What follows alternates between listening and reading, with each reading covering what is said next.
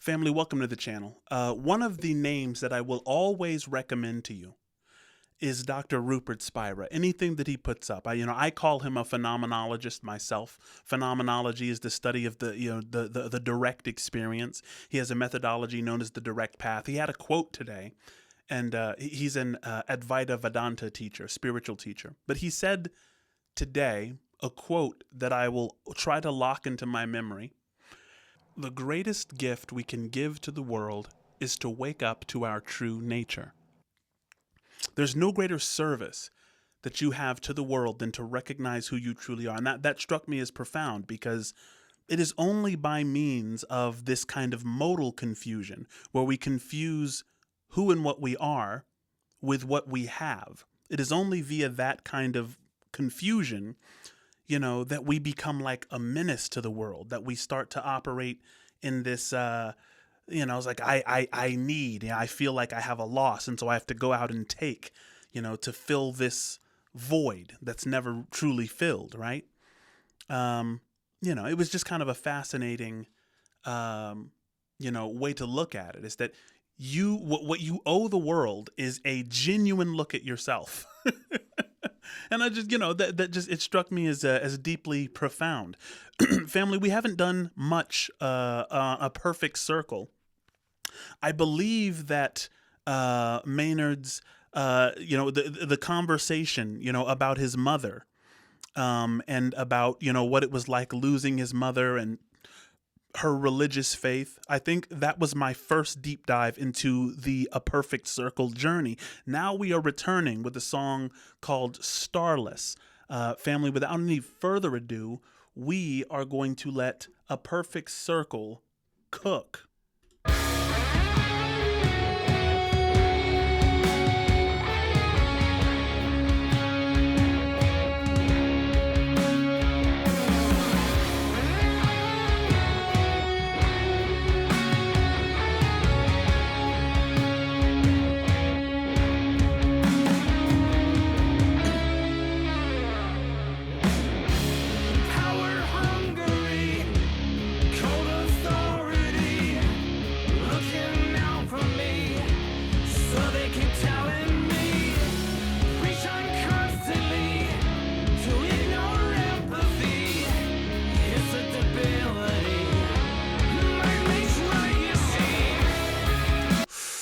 So we start off cooking with a lot of gas. I'm going to go back just because I want to hear exactly what he's saying again. Pardon me. I'm really enjoying it sonically so far. Power hungry. Power hungry. Cold authority. Looking out for me. So they keep telling me. Preach on constantly. Guys, so they keep telling me.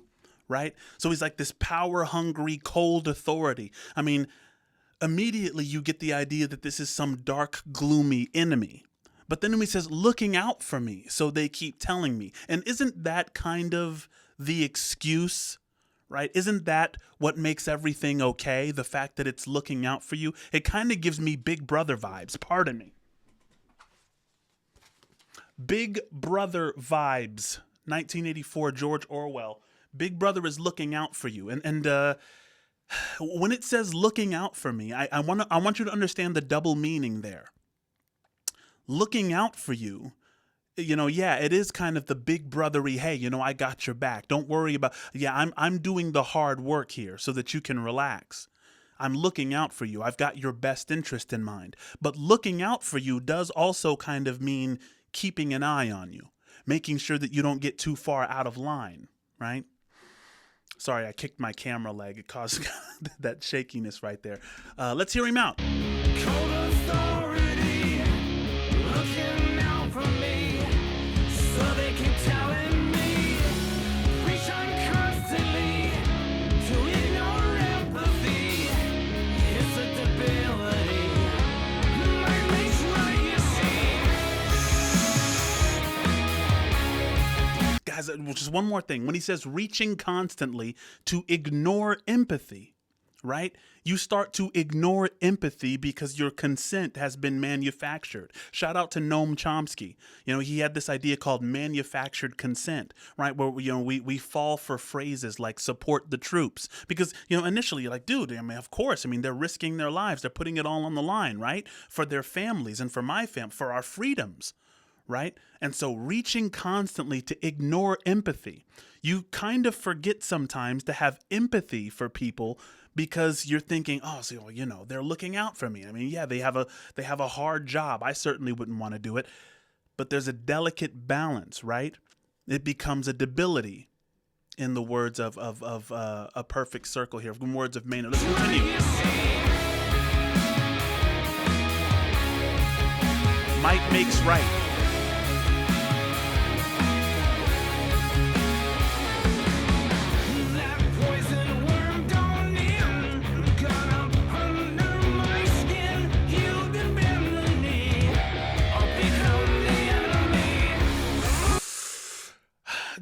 There's so much that poison worm don't end, gone up under my skin. It reminds me of that previous line.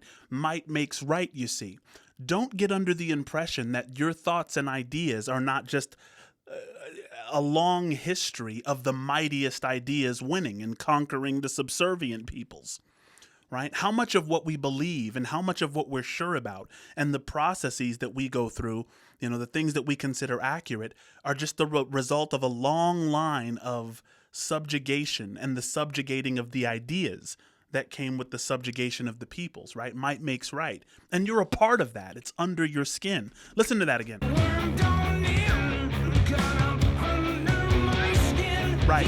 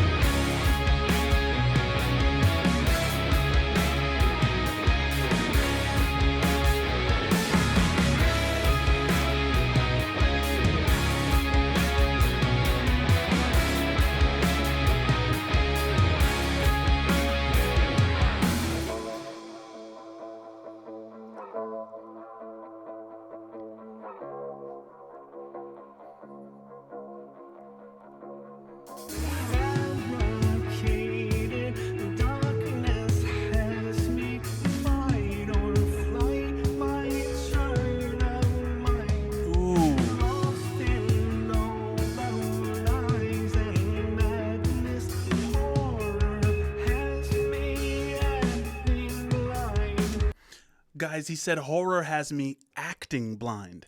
Like the first lyric of that part was fabricated darkness has me, right? The darkness isn't real. It's fabricated. It's an obfuscation over the light which is apparent and real, right? So it's like even the darkness is a lie. You're just acting blind. It reminds me of Dietrich Bonhoeffer had this idea of stupidity, right? And Bonhoeffer used stupidity in a technical sense. He didn't mean it in the insulting, degrading way that we use it now. He meant willfully putting aside rationality in order to walk forward in a more convenient truth, right? Ignoring intentionally the inconvenient reality. That's what Bonhoeffer meant by stupidity. And it seems like that's what Maynard is talking about right now. Fabricated darkness has me. It's not a real darkness. It's not, it's something that's underneath my skin. It's a myth that I've decided to believe in, right? No. I'm gonna need you to talk to me, sir. I'm gonna go back a little bit. Out of that transition.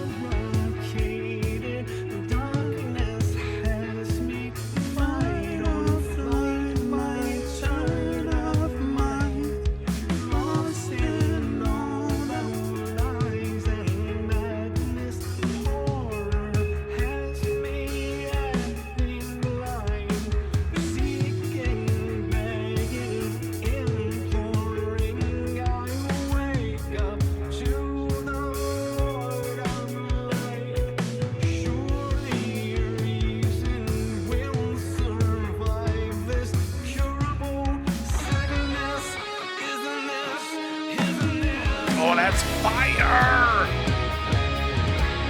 Guys, horror has me acting blind. Leave it in the comments if you are brave enough.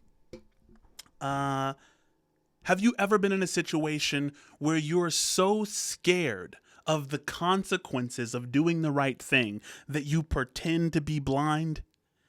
You turn a blind eye. That's such a profound lyric in this. Horror has me acting blind, acting like I can't see what I can see, right? Yeah, I mean, it reminds me of Nicomachean Ethics, where, Aristotle is talking about the middle path, right, which is courage. On this side, there is cowardice, and on this side, there's recklessness, right? And recklessness is something like the inability to acknowledge the selective constraints, and then cowardice is the inability to recognize the enabling constraints. So there's selective constraints over here, enabling constraints over here. The coward doesn't know what he's able to do, and it's because he's unwilling to. That's the part of it that makes it cowardice. Not that you won't, but that you know you could and you don't. You're acting blind. I'm going too deep into it. Apologize for that. I'm gonna go back a couple of bars. I'm gonna let him cook.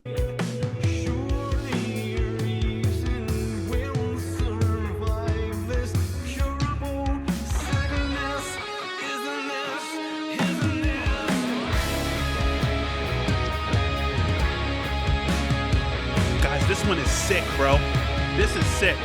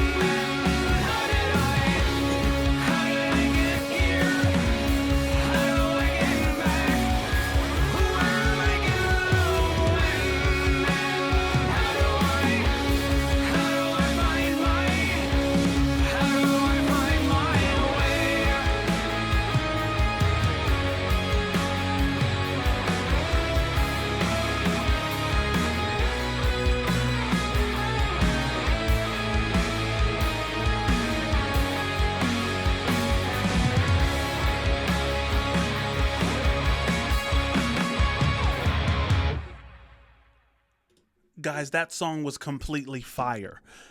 And, unfortunately, it kind of reminds me of existentialism. The philosopher Soren Kierkegaard, one of the fathers of existentialist philosophy. And what they're essentially saying is that existence precedes essence, right? You have to figure out your own path. I mean, listen to what Maynard is singing there. Where am I going? And how did I get here? And how do I get back? Right? The song is called Starless, right? Stars are like directional. They're the ancient sense of where you are and where you're going and where you've been. But we are a starless generation.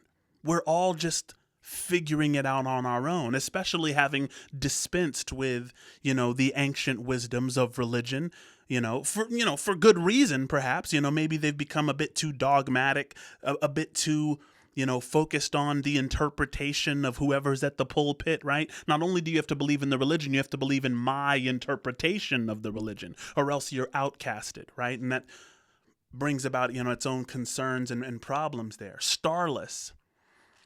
How do I find my way? Guys, that was flame. I think I talked to a little bit too much there at the 3.5 minute mark. Pardon me. Correspond with me in the comments, guys. Where are we going from here? No pun intended.